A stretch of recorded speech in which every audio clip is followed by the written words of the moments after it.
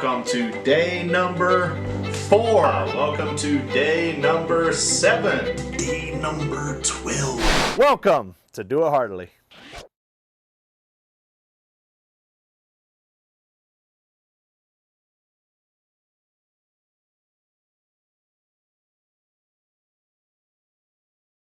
He thinks that he's got everything figured out. Okay, look at the next phrase. Next phrase says, but only in revealing his own mind. Okay, so he does not incline to intelligence, into understanding his own deficiencies and shortcomings, but rather his delight is in revealing his own mind and what he thinks he already knows. And this is the problem of the fool.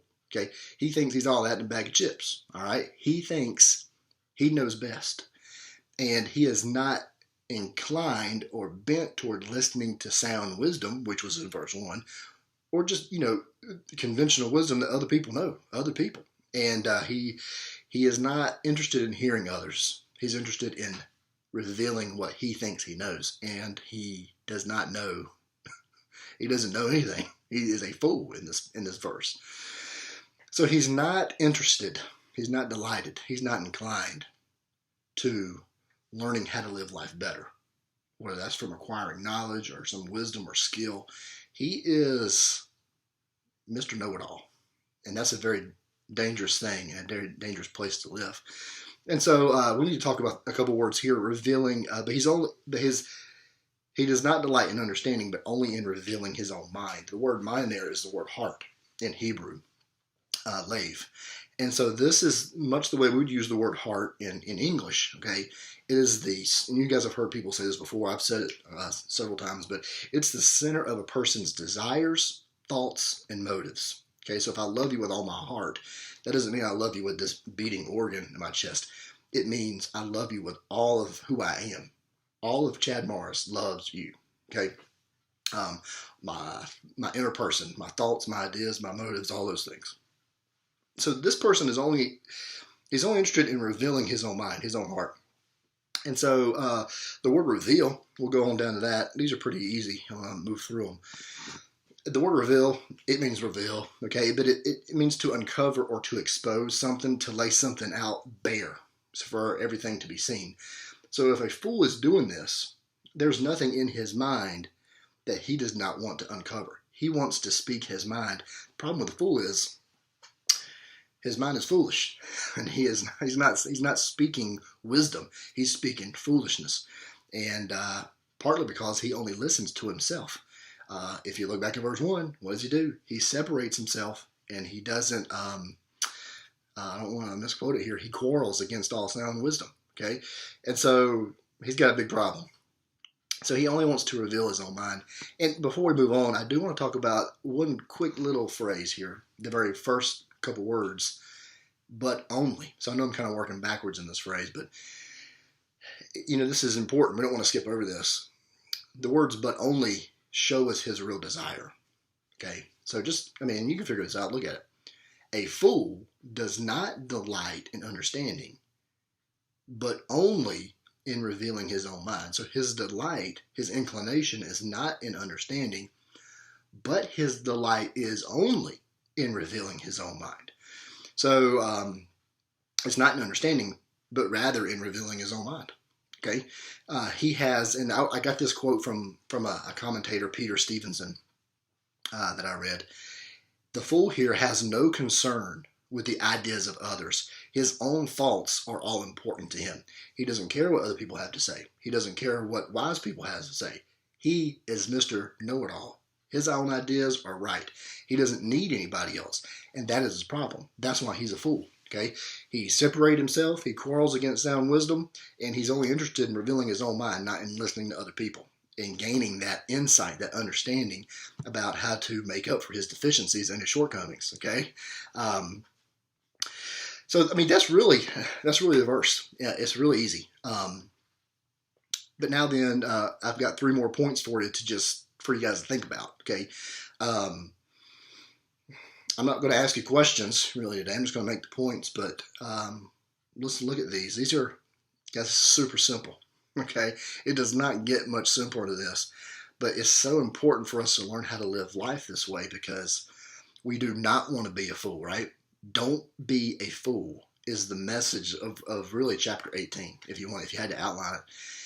But the first one is this: you ain't all that. And I realize ain't is not a word, but every time an English teacher would tell me that ain't is not a word, I would say, but don't you know what I mean when I use the word ain't? And they would say yes. And I would say, well, that makes it a word. But they didn't like that too much. So you ain't all that. Okay, I was going to put you aren't all that, but it didn't sound as cool to me. You ain't all that. You are not all that in a bag of chips. Okay, you have got to understand that. And that's the problem of the fool. Okay, the fool does not delight in understanding. Remember, he's not inclined toward intelligence and understanding that, hey, he does have shortcomings. And that's kind of the point here. You have weaknesses and deficiencies. The sooner that you realize that, the better position you are to live life wisely and humbly. Okay, a fool. The funny thing about a fool is they don't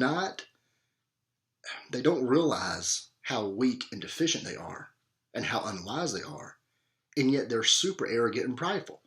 That is the problem. You would think a wise person would be the one to be prideful because they're wise. They're living the right way. But a wise person is humble.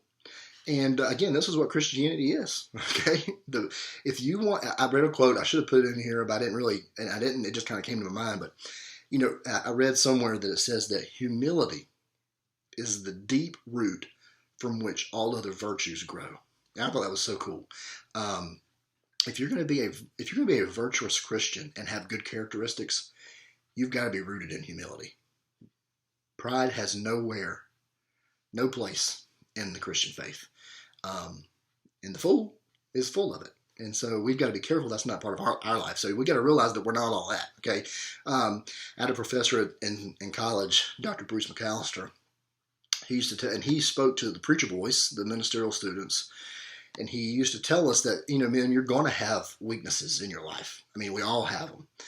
He says, but you need to recognize what those are, and you need to shore those things up, okay? You need to brace those weaknesses up so that they don't collapse on you, okay?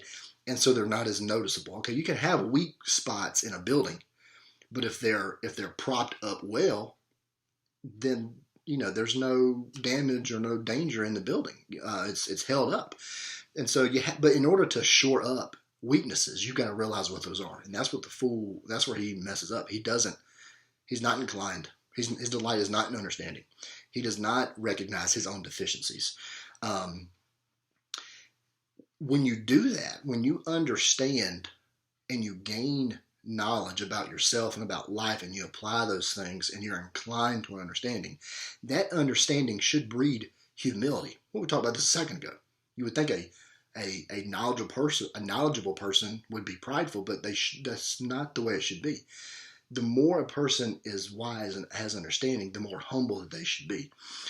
So understanding should breed humility. I got a couple quotes here that I want to give to you. A couple guys y'all have probably heard. First guy by the name of Albert Einstein. Okay, I don't know what comes to your mind when you hear Albert Einstein, but probably genius. Okay, smart guy, right? What did he say? He says, a true genius admits that he or she knows nothing. A true genius admits that he or she knows nothing. The fool doesn't do this. Okay, he wants to reveal his own mind and show how much he knows. Problem is, he doesn't know anything.